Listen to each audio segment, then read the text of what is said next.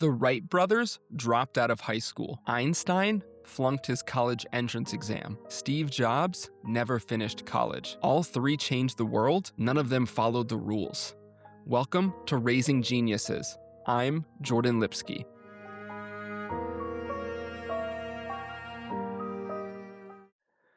On this show, we study the childhoods of people who changed the world and specific strategies their parents used. Not theory, not trends, what actually worked. Today, Albert Einstein. His family called him the dopey one because he couldn't speak until he was almost 4 years old. His teachers said he would never amount to anything. After college, he couldn't get a job. For 2 years, he worked odd jobs and tutored students, barely scraping by. Then his father died right in the middle of Albert's wilderness years, never knowing if his son would be okay. Then, 3 years later, Albert published the papers that changed physics forever. So what did Hermann and Pauline Einstein do that made the difference? And what did they get spectacularly wrong?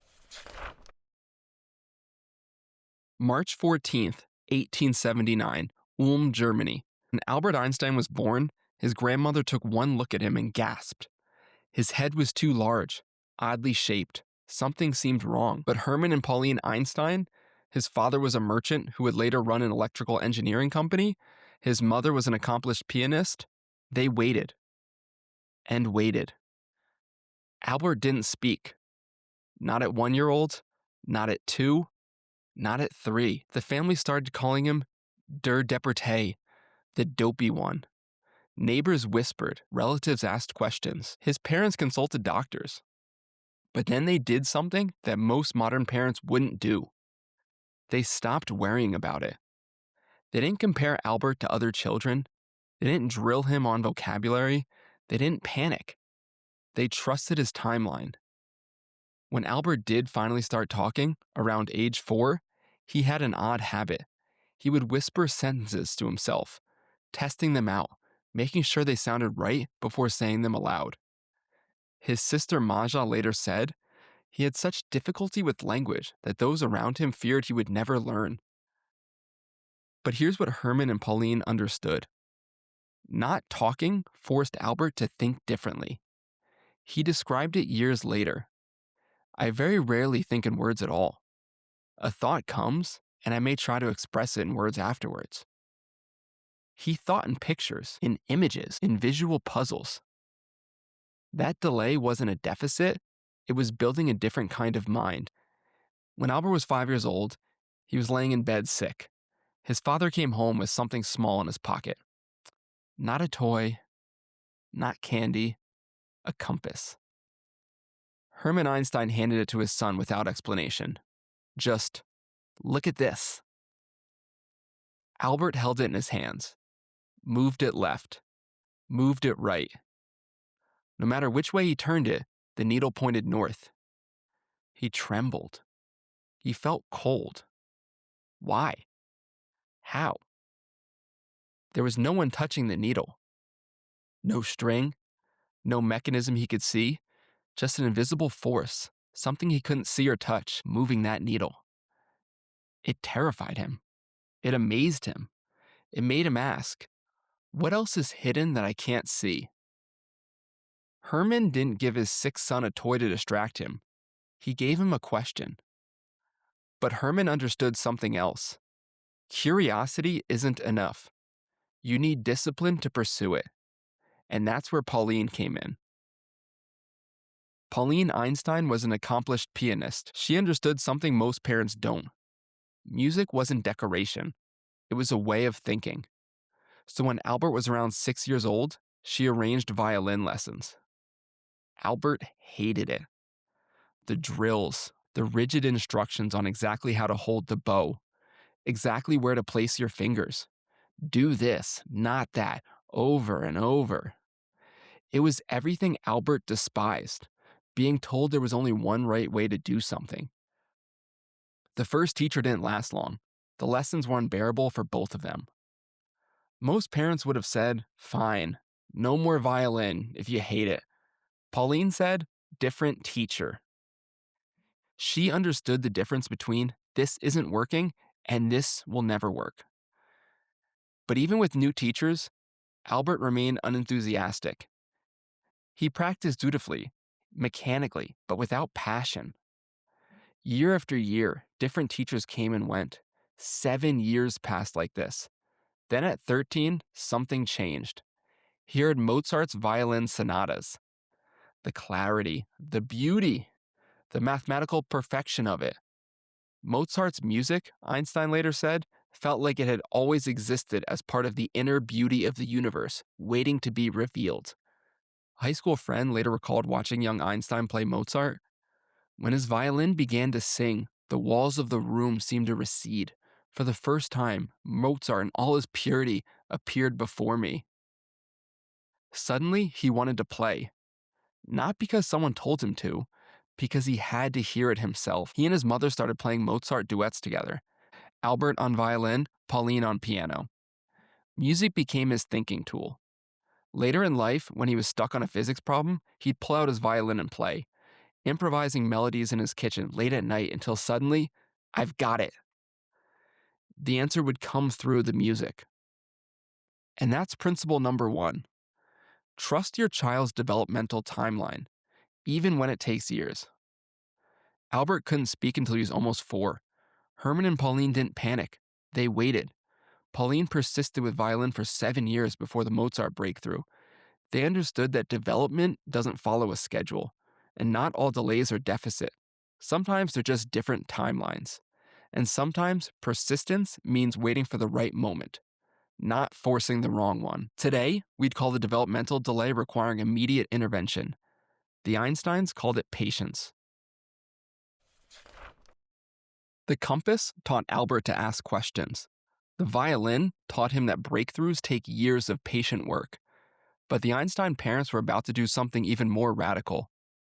Let their son explore ideas that they fundamentally disagreed with. Herman and Pauline were Jewish, but not religious. Herman called Jewish rituals ancient superstitions. They didn't keep kosher, didn't attend synagogue, didn't observe the Sabbath. So when 6-year-old Albert started elementary school, they didn't think twice about sending him to the nearest good school, which happened to be Catholic. Albert was the only Jewish kid there. He learned Catholic prayers, studied Catholic doctrine, and discovered he loved it. He even helped his classmates with their religious studies. But on the walks to and from school, other kids taunted him, bullied him, made him feel like an outsider. So Albert did something his parents didn't expect. He became deeply religious, but not Catholic, Jewish. At 10 years old, he started keeping kosher, following the Sabbath, refusing pork at the dinner table. But here's the thing, his family didn't follow these rules. His parents thought they were superstitions. Albert was eating separate meals, following separate customs, making his family's home feel different. Most parents would have shut this down. We don't do that in this house. Herman and Pauline did the opposite. They supported him. They didn't believe what he believed. They thought his newfound devotion was misguided. But they liked that he was thinking for himself, that he was exploring ideas, that he was willing to be different even from them. The religious phase lasted about 2 years. Then at around age 12, something shifted. Albert started reading advanced mathematics, philosophy, science books. His devotion faded as quickly as it appeared. But not because his parents told him to stop. They never did. But because he found something that felt more true to himself.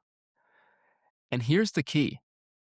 His parents supported both phases, the religious devotion and the intellectual awakening that replaced it. They didn't need to control what he believed. They just needed to make sure that he had the resources to keep exploring. Now, Albert's parents weren't wealthy. Herman's electrical engineering business with his brother Jacob was struggling. Money was tight. But when Albert excelled in mathematics and wanted to keep learning, when he advanced well beyond what the school was teaching, his parents bought him advanced textbooks, and these textbooks weren't cheap. For a family watching every penny, this was a significant expense. But Herman and Pauline saw it as an investment. Albert would spend his summers working through these books, teaching himself advanced mathematics. But not because he had to, because he wanted to. He loved solving problems in different ways than the books showed. He'd try to come up with his own theories and prove them himself. Most kids at this time were outside playing with friends. Albert had no friends. He would spend days alone trying to find solutions to math problems. not giving up until he solved them. His parents could have said, "Go outside, make friends. You're spending too much time alone with books." They didn't. They saw his obsession as an opportunity, not a problem. But they also understood something important. Book learning wasn't enough. Albert needed to see how ideas became reality. Then, when Albert was a teenager, he spent time working with his dad and Uncle Jacob at their factory. The factory developed magnets, coils, and electrical equipment. Albert's work impressed his family. There was a great story when his Uncle Jacob, who ran the technical side of the business, was stuck on a calculation for a new machine. Albert loved solving problems and said he would try to figure it out. Jacob had spent days working through the problem with his assistant engineer. Over and over, they tried to think of a solutions and couldn't figure it out. Albert came along and stared at the problem and went to work. 15 minutes later, he came back with the problem solved. This wasn't just a smart kid showing off. This was hands-on learning. Albert was absorbing electromagnetic principles, watching real engineering problems get solved, understanding how theory became practice. His parents could have kept him away from the business. They could have said, "Focus on school, don't get distracted." Instead, they let him learn by doing. And that's principle number 2. Give them exposure to ideas without controlling the conclusions. Albert's parents didn't tell him what to believe about religion. They'd let him explore Judaism, even though they thought it was superstition. They bought him expensive textbooks during financial hardship because he wanted to learn. They let him work at the family business and solve real problems. They created an environment where learning was irresistible, then stepped back and let him draw his own conclusions. Most of us can't imagine buying our 10-year-old expensive books to explore ideas we think are wrong. The Einsteins did it anyway. Herman gave Albert questions. Pauline gave him persistence. The family business gave him hands-on experience. But the Einstein parents understood something that most parents miss. They couldn't give Albert everything he needed. So they did something counterintuitive. They invited strangers into their son's life, then they stepped back and let those strangers shape him. When Albert was 10 years old, his parents would have a poor medical student named Max Talmud eat dinner with the family once a week. It was an old Jewish custom to take a needy religious scholar to share the Sabbath meal.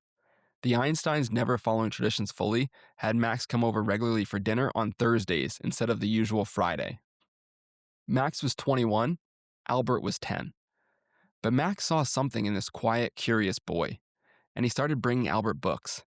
First, Popular Science, a series called The People's Books on Natural Science, 21 little volumes connecting biology and physics. Albert devoured them. Then, geometry. Max gave Albert a textbook on Euclidean geometry 2 years before he was supposed to learn it in school. Albert fell in love with it. He even called the book Sacred Little Geometry Book. Every week when Max arrived, Albert was excited to show him the problems he'd solved. At first, Max could help when Albert got stuck. Within months, Albert had passed him. Max could no longer follow the math. So then Max pivoted. He introduced Albert to philosophy, to Kant's Critique of Pure Reason, a book that most adults would find impenetrable. Albert was 13. He found it clear. Kant led him to David Hume. Hume led him to Ernest Mach. The questions that would drive Einstein's later work began forming. What can we actually know about reality? Max Talmud had given him that question. But Max wasn't the only adult shaping Albert's mind. Uncle Jacob was Herman's older brother and business partner. Jacob was an engineer and better at mathematics than most people. When Albert was 12, Jacob introduced him to algebra. He described it in this way: "It's a merry science. When the animal that we are hunting cannot be caught, we call it X temporarily and continue to hunt until it's bagged." He would give Albert difficult challenges and would doubt that Albert could solve them. But Albert almost always triumphed and would be extremely happy when he did. Jacob had Albert prove the Pythagorean theorem. Albert proved it out on the basis of similarity of triangles. He came up with his own solution, not something that he copied from a book. Jacob didn't compete with his brother Herman. Herman was the steady, loving father. Jacob was the mathematical mentor. And Herman wasn't threatened by that.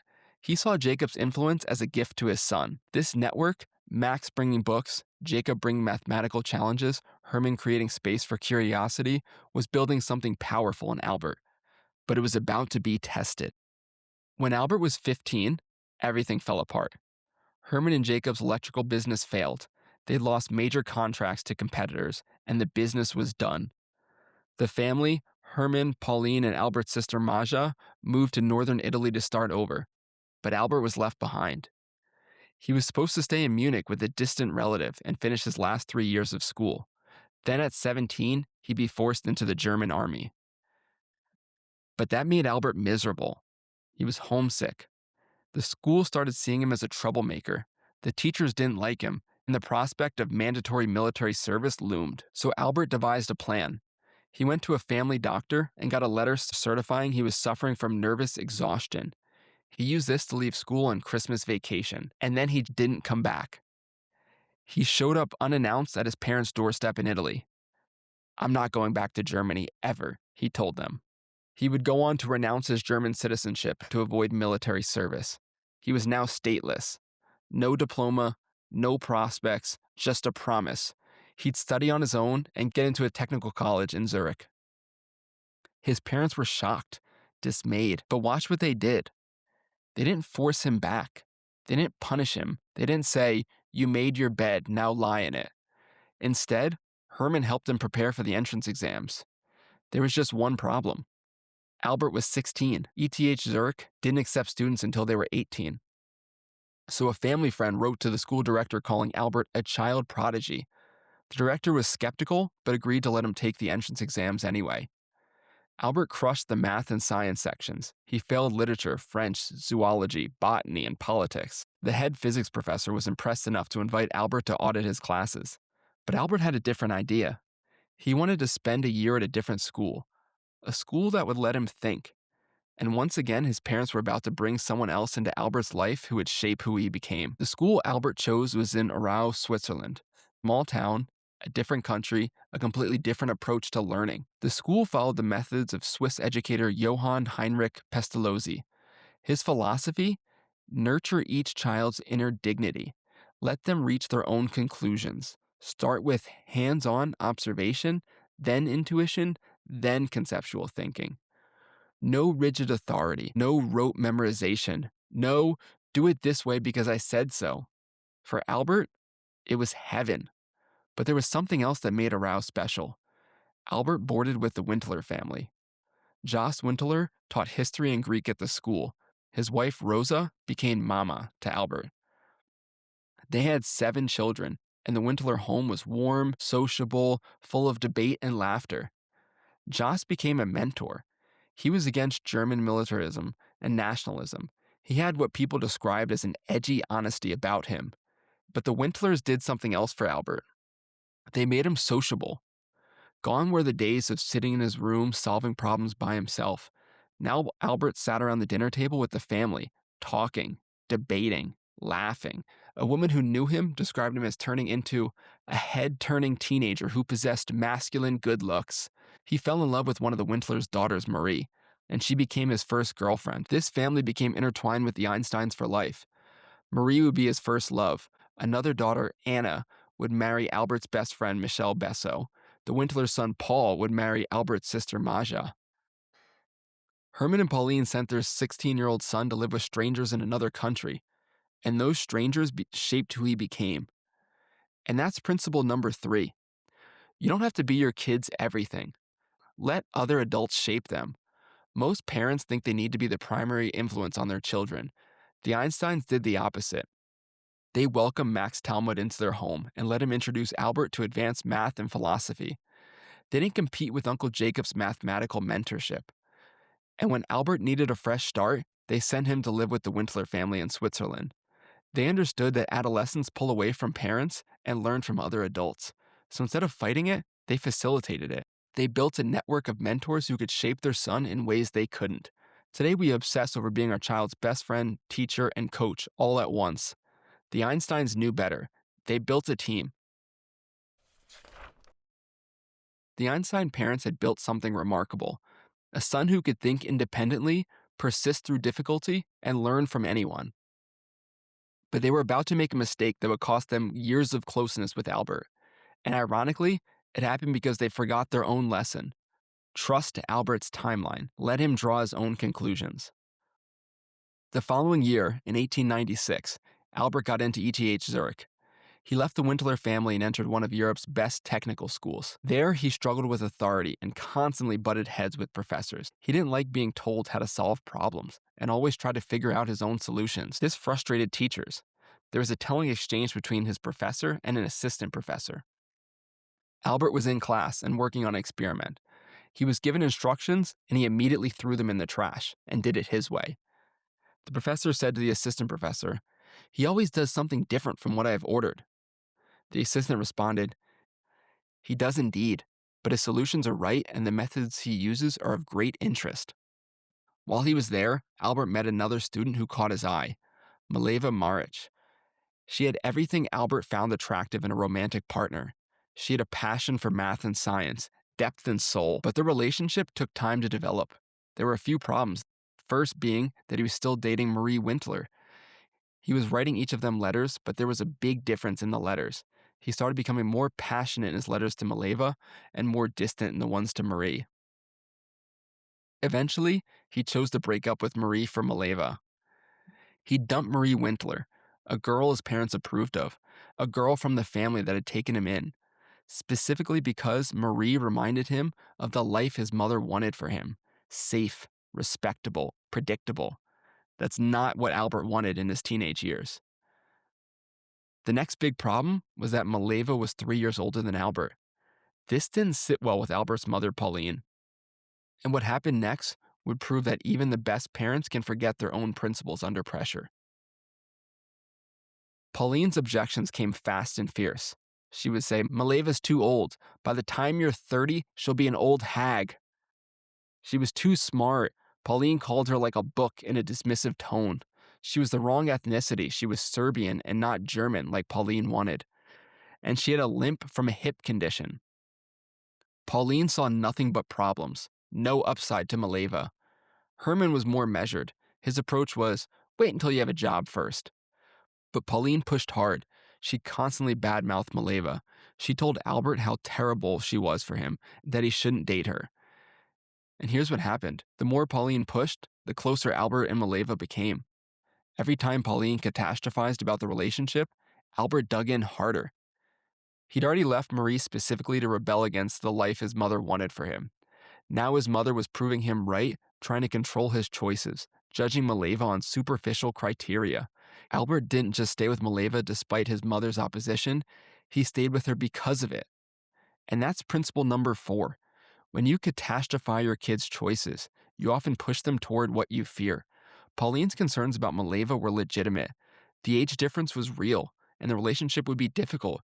And Pauline was even partially right, because the marriage would eventually fail.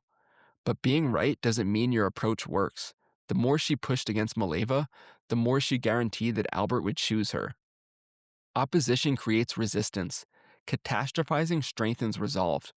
This is the one big mistake the Einstein parents made, and it's a mistake that cost Pauline her relationship with her son during some of his most important years. We tell ourselves if we just explain the consequences loudly enough, our kids will listen. But teenagers don't respond to catastrophizing. They double down. For 21 years, Herman and Pauline had done almost everything right.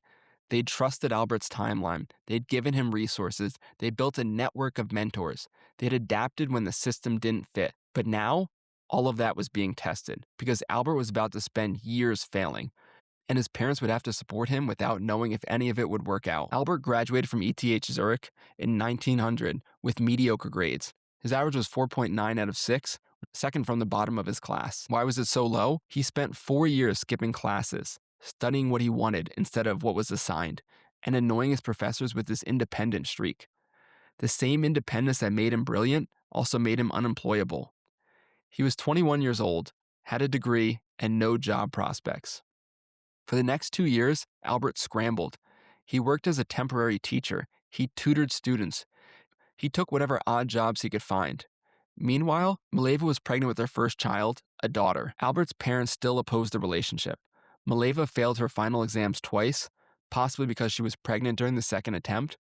She eventually went back to Serbia to have the baby in secret. Albert never met his daughter. To this day, no one knows for sure what happened to her. Meanwhile, Albert was desperate for stable work. Month after month, he applied for academic positions. Month after month, he was rejected. And this is where most parents would crack. They would say, "I told you so," would withdraw support. Hermann did the opposite. Hermann Einstein, now sick and struggling financially himself, wrote a letter to one of Albert's professors. The letter, dated July 1901, was a father begging for help. "My son feels profoundly unhappy about his current lack of a position. He is oppressed by the thought that he is a burden on us, people of modest means." Now think about that. Hermann's business had failed. The family had financial stress. His son had disappointed his professors and couldn't find work. His son had gotten a girl pregnant out of wedlock, a girl Hermann and Pauline still opposed. And Hermann didn't say, "I told you so." He didn't shame Albert for skipping classes or making poor choices. He continued to advocate. The letter didn't immediately work. But in June 1902, through a father of Albert's friend, Albert finally got a job at the Swiss Patent Office in Bern. It wasn't glamorous. He was a technical expert, third class. But it was a stable income. Then, 4 months later, in October 1902, Hermann Einstein died. He was 55 years old. His business had failed, and on his deathbed, he finally gave his blessing for Albert to marry Mileva. Hermann came around, but he never saw his son become Einstein. He died during those wilderness years, during the 2 years of rejection, odd jobs, and uncertainty. He died before knowing if Albert would be okay. 3 months after Hermann's death, in January 1903, Albert married Mileva. 3 years after that, in 1905, Albert published 4 papers that revolutionized physics. The world would know Hermann's son was brilliant, but Hermann had to trust it without seeing it. That's the final test of parenting, isn't it? You're going to plant seeds, you create conditions, and then you support through failure. Then you let go without ever knowing for certain if it was enough. And that's principle number 5. Support through the wilderness without knowing the outcome. Hermann and Pauline spent years watching Albert struggle. Delayed speech, difficulty in traditional schools, conflict with professors, unemployment, a relationship they opposed. They didn't even know if it would work out. Hermann died not knowing, but he'd done his job. He'd raised someone who could think independently, persist through rejection, and follow curiosity wherever it led. He'd advocated without shaming. He supported without rescuing. And that's hard as a parent, because we want to see results, test scores, college acceptance, job offers. Hermann never saw any of it, but he just kept believing anyway. Now let me tell you what happened next, because it matters. From 1902 to 1909, Einstein worked at the patent office. It wasn't his dream job, but it gave him something precious: time to think. During the day, he evaluated patent applications. At night and on weekends, he worked on physics. In 1905, 3 years after Hermann's death, Einstein published 4 papers in a single year, each one revolutionary. He was 36 years old, still working at the patent office, unknown to the academic world. But within a few years, the world caught up. By 1909, universities were offering him positions. By 1915, he developed general relativity. By 1921, he'd won the Nobel Prize. All of this happened because 2 parents in Germany did a few things differently. They trusted his timeline when he couldn't speak. They gave him resources when money was tight. They let other adults shape him. They sent him away when he needed a fresh start. They supported him through failure without knowing if he'd succeed. And they made one big mistake with Mileva that taught us what not to do. So what made the Einstein parents different? First, they trusted his developmental timelines. Albert couldn't speak until he was almost 4. Pauline persisted with violin for 7 years before the Mozart breakthrough. They didn't panic. They didn't compare him to other kids. They understood that development happens on its own schedule, and sometimes delays build different kind of minds. Second, they gave him exposure without controlling conclusions. They let Albert explore Judaism even though they thought it was superstition. They bought expensive textbooks during financial hardship. They let him work at the family business and solve real problems. They created environments where learning was irresistible. Then they stepped back and let him figure things out himself. Third, they let mentors shape him. Max Talmud introduced him to advanced math and philosophy. Uncle Jacob challenged him mathematically. The Winteler family made him sociable and shaped his politics. Herman and Pauline weren't threatened by these influences. They facilitated them. They understood you don't have to be your kid's everything. Fourth, they adapted when systems didn't fit. When German schools crushed his spirit, they helped him find a row. When he ran away at 16, they didn't force him back. They helped him prepare for the entrance exam. When he couldn't get a job after graduation, Herman advocated without shaming. They met their son where he was, not where they wished he'd be. Fifth, they supported through the wilderness without guarantees. Those 7 years from 1895 to 1902, dropping out, failing entrance exams, mediocre grades, unemployment, an opposed relationship, Herman and Pauline had to support all of it without knowing how it would end. Herman died during those wilderness years, but he'd planted seeds, patience, curiosity, mentors, adaptability, and those seeds held. And one mistake they catastrophized about Maleva. Pauline's opposition backfired spectacularly. Every push made Albert dig in harder. She was partially right about the relationship, but being right doesn't mean your methods work. When we catastrophize our kids' choices, we often guarantee the outcome we fear.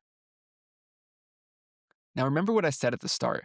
Modern parents obsess over optimization, the right preschool, the right tutors, early intervention for every delay.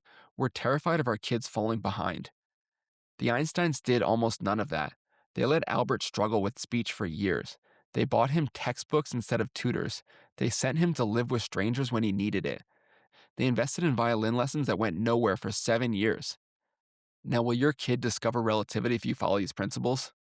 Probably not. But here's what you will create. A kid who believes they can figure things out. A kid who isn't afraid to try new things. A kid who knows that delayed development doesn't mean deficit. A kid who understands that failure is part of learning, not the end of it. A kid who can think for themselves.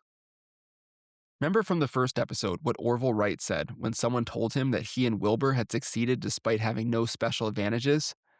But it isn't true to say that we had no special advantages. The greatest thing in our favor was growing up in a family where there was always much encouragement of intellectual curiosity. Einstein would have said the same thing. The compass made him ask why. The violin taught him persistence that takes years. The books his parents bought when the money was tight, the mentors they welcomed, the space they gave him to think differently. The Einstein parents didn't know that they were raising a genius. They were just raising their kid the best way they knew how, with patience, with trust, with the belief that curiosity matters more than credentials. And you can do the same. One question at a time, one experiment at a time, one moment of trust at a time. Many of the notes from today's episode were taken from Walter Isaacson's book, Einstein, His Life and Universe. For a deeper understanding of Einstein's childhood and the role his parents played in shaping his mind, I highly recommend it. Next time on Raising Geniuses, Steve Jobs, the college dropout who changed how we interact with technology. What did his parents do differently? Subscribe so you don't miss it. Thank you for listening to this episode of Albert Einstein. If you enjoyed it, please leave a review. Until next time, question everything, raise a genius.